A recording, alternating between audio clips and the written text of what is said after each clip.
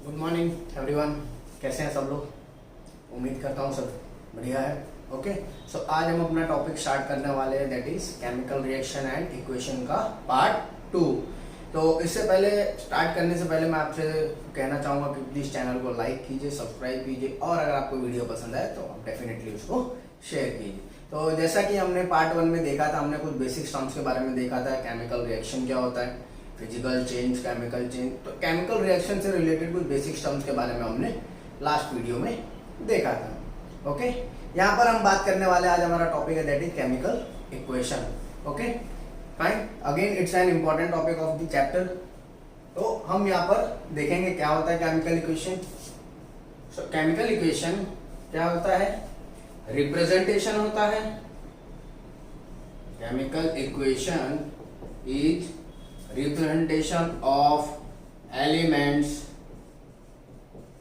Chemical equation is representation of elements in symbolic form. एक basic definition के तौर पे या फिर सिंपल अंडरस्टैंडिंग के लिए मैंने यहाँ पर ये चीज लिखी है। डेफिनेशन आप गो थ्रू कर सकते हैं, बुक में भी दिया हुआ है। तो representation of elements in symbolic form. Okay, so that is what our chemical equation known as. Fine, तो आप अभी केमिकल इक्वेशन में जैसे देखोगे तो एक केमिकल रिएक्शन में, जैसा कि हमने लास्ट लेक्चर में डिस्कस किया था कि भाई एक रिएक्टेंट होता है, रिएक्टेंट मिलके प्रोडक्ट बनाता है, ये हमने लास्ट लेक्चर में डिस्कस किया था। ओके, तो यही रिएक्टेंट और यही प्रोडक्ट को जब हम एक सिंबॉलिक फॉर्म में या फिर वर्ड फॉर्म में, एक रिलेवेंट फॉर्म में हम जब उसको रिप्रेजेंट करते हैं तो उसको हम केमिकल इक्वेशन बोलते हैं। यानी कि केमिकल रिएक्शन में पार्ट लेने वाले रिएक्टेंट्स और प्रोडक्ट्स का रिप्रेजेंटेशन, तो उसको हम केमिकल इक्वेशन बोलते हैं। ओके फाइन, ठीक है। तो सबको पता चल गया अभी केमिकल इक्वेशन क्या होता है। ओके, इसके बाद हम बात करेंगे यहाँ पर हमारा केमिकल इक्वेशन दो टाइप के होते हैं। ओके, सो दो टाइप के इक्वेशन कौन कौन से है वो भी हम देखेंगे यहाँ पे।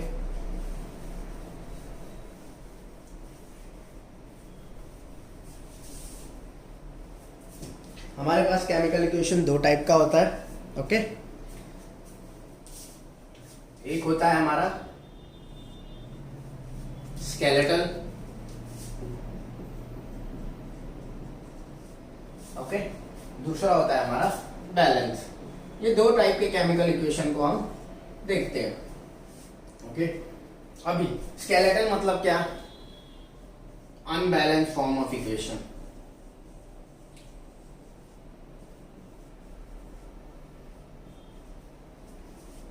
यानी कि स्केलेटल इक्वेशन को हम अनबैलेंस फॉर्म के नाम से भी जानते हैं।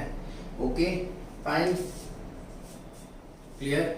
अच्छा, अभी ये जो चीज है, जो केमिकल इक्वेशन है ना आपका, वो दो पार्ट में अपने को हम रिप्रेजेंट कर सकते हैं। या तो आप उसको सिंबॉलिक फॉर्म में रख सकते हो या फिर आप उसको वर्ड फॉर्म में रख सकते हो। ओके फाइन, तो वर्ड फॉर्म में मतलब कैसे पता चलेगा? मान लो कि मैंने लिखा carbon plus oxygen gives carbon dioxide. Okay, तो आप देख सकते हैं यहाँ पर मैंने लिखा carbon plus oxygen give carbon dioxide. तो ये एक वर्ड फॉर्म है, केमिकल इक्वेशन लिखने का एक वर्ड फॉर्म है। लेकिन इसी चीज को जब मैं कुछ इस तरह से लिख देता हूँ, C+O2 गिव CO2, तो ये बन जाता है सिंबॉलिक फॉर्म। ओके, कार्बन का सिंबल C होता है, ऑक्सीजन का O होता है और कार्बन डाइऑक्साइड का CO2। Okay clear, fine. तो इस दो फॉर्म में हमको केमिकल इक्वेशन को रिप्रेजेंट करना होता है। ठीक है, ये दो उसके फॉर्म है, लेकिन ये और ये उसके टाइप्स हैं। ओके, दो टाइप्स हैं उसके, स्केलेटल और बैलेंस। ओके, स्केलेटल को हम अनबैलेंस इक्वेशन भी बोलते हैं। क्यों ऐसा, क्यों, उसको हम एग्जांपल्स के थ्रू समझने की कोशिश करेंगे। ओके, जैसे मान लो मेरे पास एक एग्जांपल है, Mg+O2 गिव्स MgO। ठीक है, सभी को दिख रहा होगा यहाँ पे एक एग्जांपल है, Mg+O2 गिव्स MgO। फाइन, तो ये जो एग्जांपल है इसमें हमें दिख सकता है कि अगर आप देखने जाओ, देखो आपको नॉर्मली भी दिख जाएगा इक्वेशन में, Mg के एक मॉलिक्यूल है यहाँ पर भी एक है, ऑक्सीजन पे यहाँ पे दो है, यहाँ पे एक है, which means left hand side और राइट हैंड साइड दोनों जगह मॉलिक्यूल सेम नहीं है। मॉलिक्यूल सेम ना होने की वजह से ये अनबैलेंस फॉर्म ऑफ इक्वेशन कहलाता है, यानी स्केलेटल इक्वेशन कहलाता है। Okay, clear, fine. अभी बात करते हैं बैलेंस इक्वेशन की। ओके, ये जो बैलेंस इक्वेशन होता है ये क्या है? ये सबसे पहली चीज ये क्या करता है? Law of conservation of mass followed. Okay, तो वो क्या करता है? Law of conservation of mass को फॉलो करता है। ठीक है, law of conservation of mass क्या है? आप 9th स्टैंडर्ड में भी पढ़ चुके हो,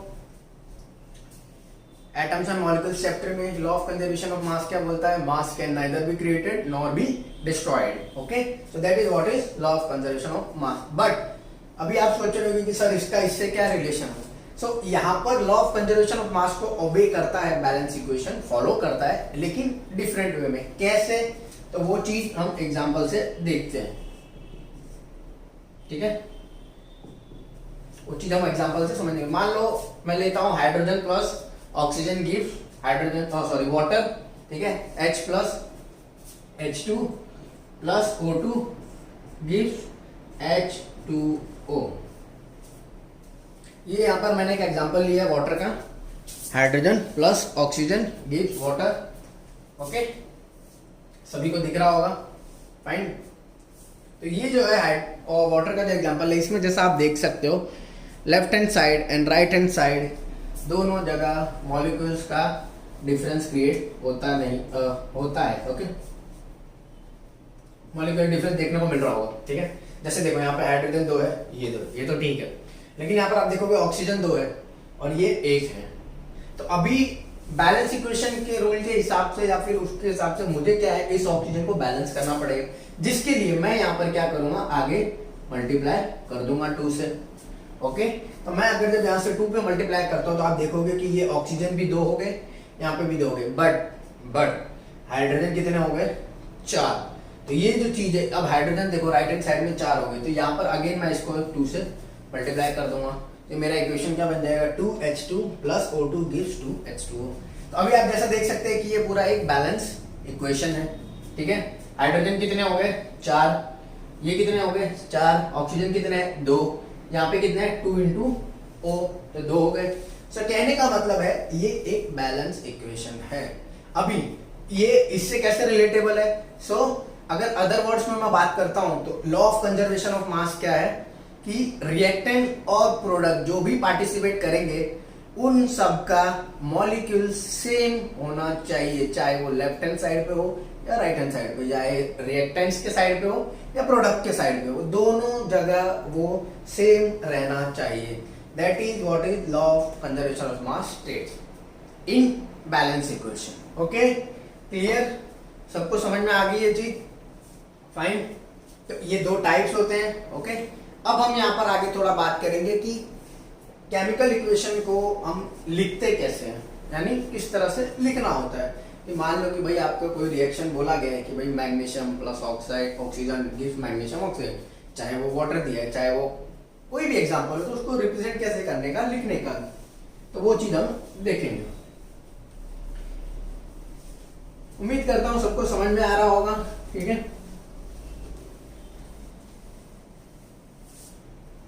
राइट। सो यहाँ पर हमने केमिकल इक्वेशन देखा, उसके टाइप देखे। ठीक है, और 2 तरीके से हम उसको रिप्रेजेंट कर सकते हैं, सिंबॉलिक फॉर्म और वर्ड फॉर्म। ठीक है, अब यहाँ पर हम बात करने वाले हैं कि केमिकल इक्वेशन यानी लिखने का किस तरह से।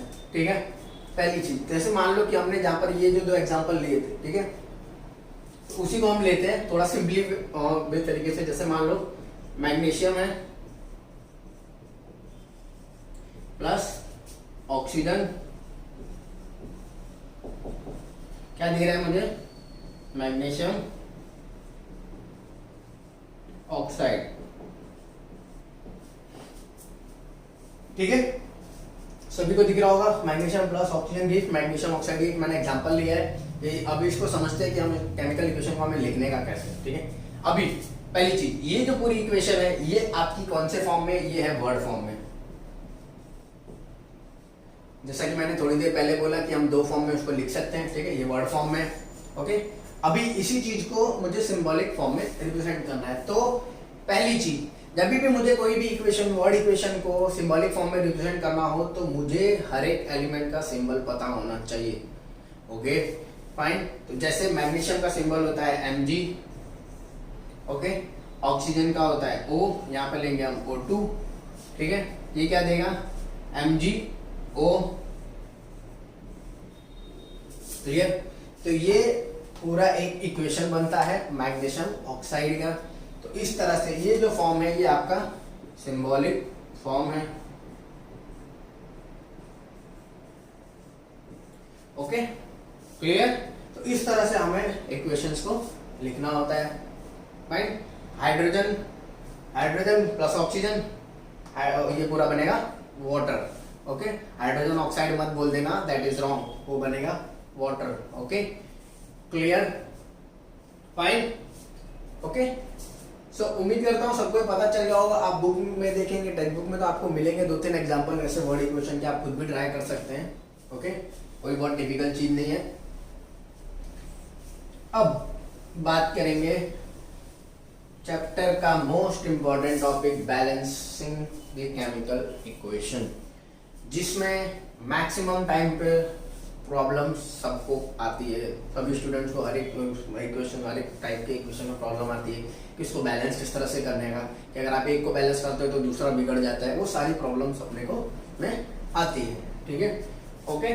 तो यहाँ पर हम अपना नेक्स्ट टॉपिक स्टार्ट कर रहे हैं। इंपॉर्टेंट टॉपिक है balancing the chemical equation, okay fine.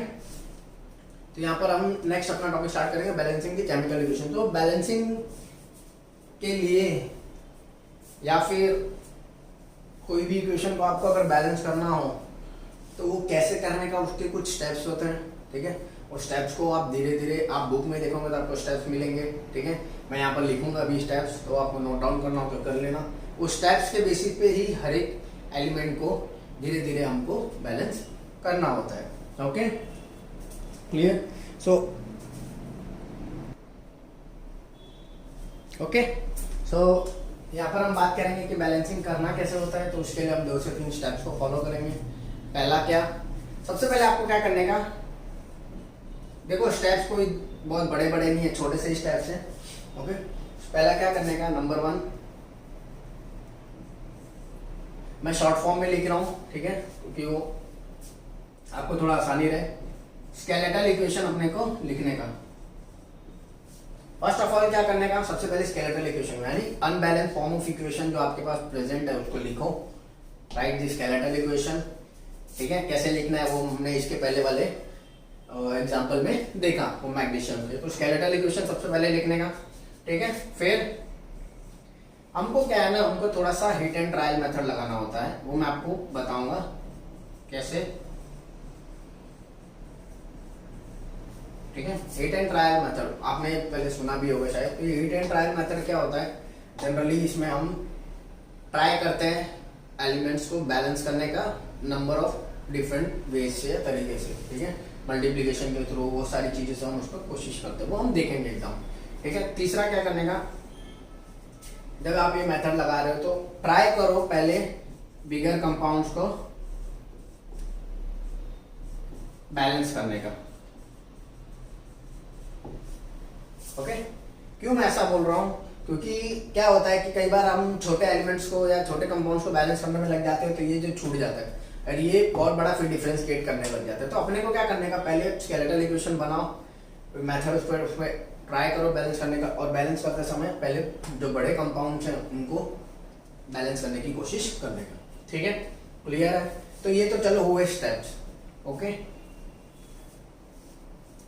अब बात करते हैं कि बैलेंस करने का कैसे। तो मान लो एक मैं इक्वेशन लेता हूं, ठीक है, एक इक्वेशन में लेता हूं,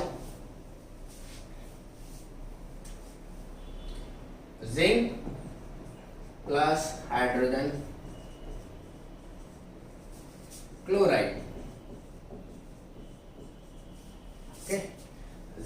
plus hydrogen chloride will give zinc chloride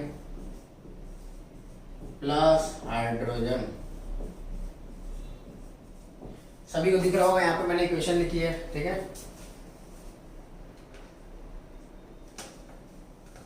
zinc plus hydrogen chloride give zinc chloride plus hydrogen, okay fine. अभी हम इसको इसके सिंबॉलिक रिप्रेजेंटेशन में लाते हैं, ठीक है। ये तो वर्ड इक्वेशन होती है, क्या होगा Zn plus HCl, okay, will give ZnCl2 plus H2। क्यों? क्योंकि हाइड्रोजन का सिंबल H2 हम लोग H2 के फॉर्म में लिखते हैं। जिंक क्लोराइड क्या होता है ZnCl2। अभी आप बोल रहे होगे कि सर ये तो हाइड्रोजन क्लोराइड था, ये तो HCl बना, ये जिंक क्लोराइड है, ZnCl2 क्यों बना?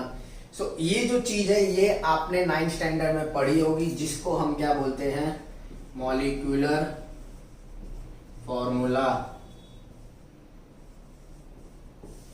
9th स्टैंडर्ड में आपने ऑलरेडी ये चीज पढ़ी होगी, मॉलिक्यूलर फॉर्मूला बोलते हैं हम इसको।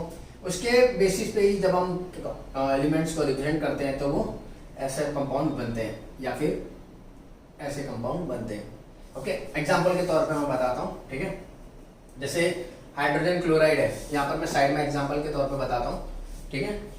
आई होप सभी ने मॉलिक्यूलर फॉर्मूला 9th स्टैंडर्ड में पढ़ा होगा। तो हाइड्रोजन क्लोराइड है, सो मॉलिक्यूलर फॉर्मूला में हम क्या करते थे, हम इंडिविजुअल एलिमेंट्स के वैलेंसी लिखते थे, ठीक है। क्लोरीन, इसका एटॉमिक नंबर 1 होता है, ये क्या होता है 17 होता है, 2, 8, 7 कॉन्फ़िगरेशन होता है इसका, ये क्या होता है तो 1 ही रहेगा, ठीक है। क्लोरीन का एटॉमिक नंबर 17 होता है, कॉन्फ़िगरेशन करोगे आप तो क्या मिलेगा 2, 8, 7।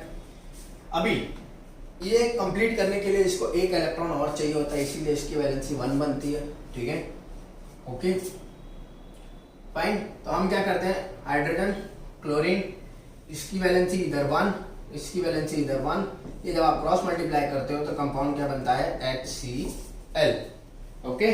सभी को दिख रहा होगा, फाइन। तो ये जो मैंने लेफ्ट साइड में जो बनाया है वो क्या है, वो हमारा हाइड्रोजन क्लोराइड, यानी ये जो कंपाउंड इस तरह से फॉर्म हुआ है। सिमिलर वे में यही चीज आती है। जिंक का एटॉमिक नंबर होता है 30, आप उसको कर सकते हैं, ठीक है।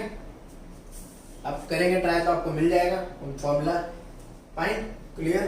तो ये चीज पता चली। तो ये जो मॉलिक्यूलर फॉर्मूला है वो आप ऑलरेडी पढ़ चुके हैं 9th स्टैंडर्ड में, ठीक है। तो उस पर मैं ज्यादा बात नहीं करूंगा।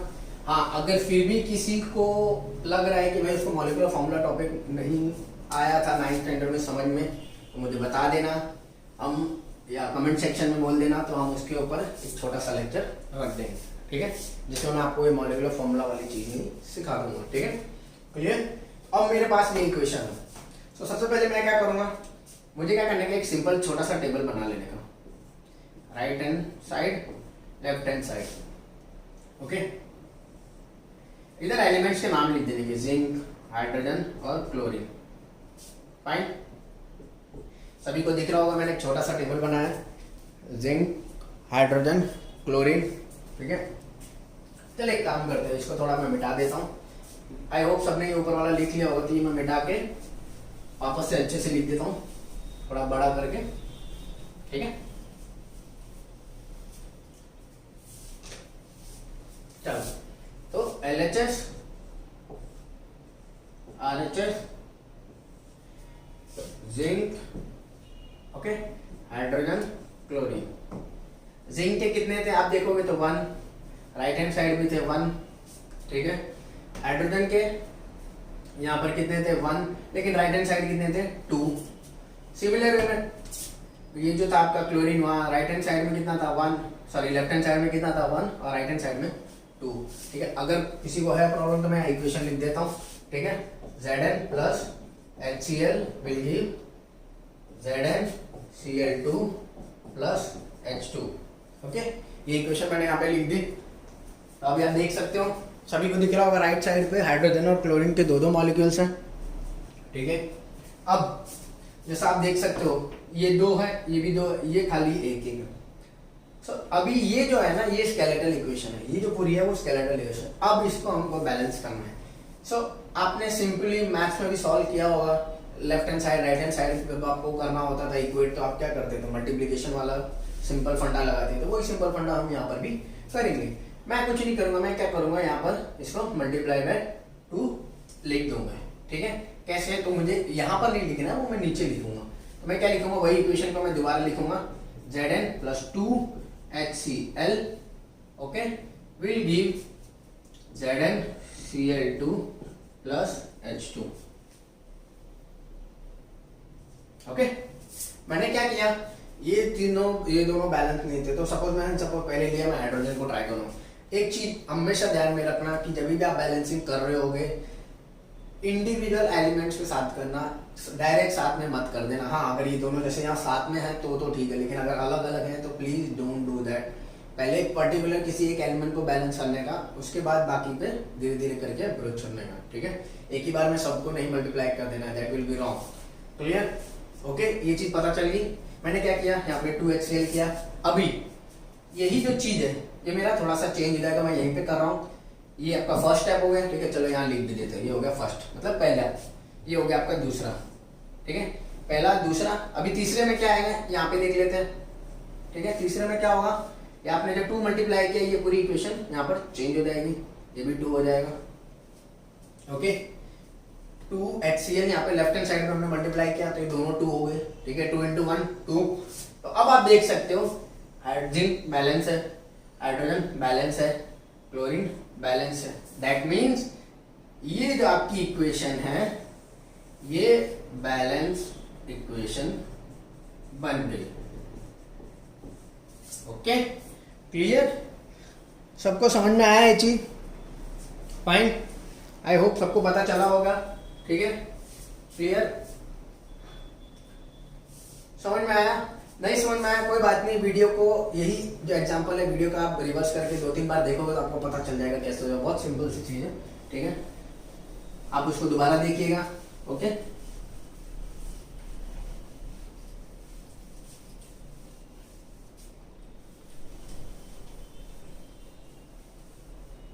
फाइन, आप देखेंगे तो उसमें आपको मिल जाएगा, आप रिवर्स कर लीजिएगा अगर आपको ना समझ में आया, ठीक है। यहाँ पर मैं आप लोगों के लिए सेम उसी टाइप का दूसरा एक एग्जांपल छोड़ रहा हूँ, तो वो आपको खुद से ट्राई करना है, ओके। That is magnesium. जो लास्ट एग्जांपल आपने देखा था उसकी जगह सिर्फ जिंक हटा के मैंने मैग्नीशियम कर दिया, बाकी सारी चीजें सेम रहेगी। तो हम पहले सिंपल लेवल का एग्जांपल ट्राई करेंगे, ठीक है। Will give you magnesium plus hydrogen chloride will give you magnesium chloride plus hydrogen. Fine, clear, okay. Magnesium plus hydrogen chloride will give magnesium chloride plus hydrogen. Last वाले example में सिर्फ zinc change हो गया, बाकी सारी चीजें same है। तो ये एग्जांपल आपको खुद से करना है, ये आप सॉल्व करेंगे। मैं यहाँ पर लिख देता हूँ क्वेश्चन मार्क, ठीक है।